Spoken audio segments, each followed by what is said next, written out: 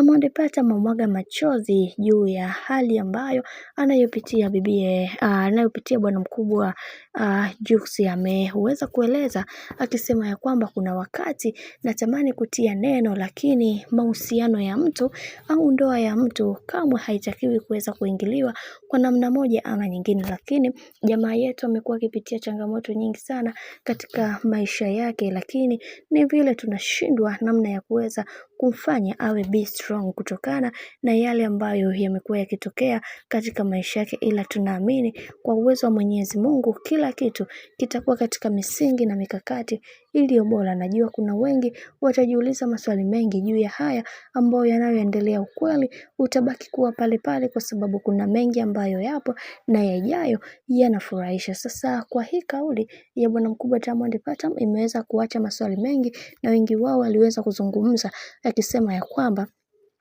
kiukweli mbona kama kuna kitu ambacho hakiko sawa hapa, na wengi wao walitamani sana kuweza kuona hiki ambacho kinachoendelea sasa hivi kiweze kuwa na misingi iliyo bora, na kama kumsaidia mwenza wao waweze kumsaidia. Lakini inaonekana bwana mkubwa Diamond Platnumz kuna siri nyingi ambazo amekuwa akizijua, lakini wacha tuone mwisho haya yote itakuwaje, maana kila mtu anaamini ya kuwa Zuchu ni moja kati ya mtu Jux ni moja kati ya mtu ambaye mwenye uelewa mkubwa, na kila mtu atajua hili linaloendelea sasa hivi. Na tumeweza kuona baadhi ya ndugu jamaa na marafiki wote waliweza kulizungumzia hili juu ya hizi changamoto ambazo amekuwa akikutana nazo bwana mkubwa Juma Jux. Hivyo tunaamini kila kitu kitakuwa katika misingi na mikakati iliyo bora zaidi. Bwana, mambo ni mengi sana juu ya sakata hili ambalo limekuwa likiendelea katika mitandao ya kijamii, na bwana mkubwa ameweza kuzungumza hivyo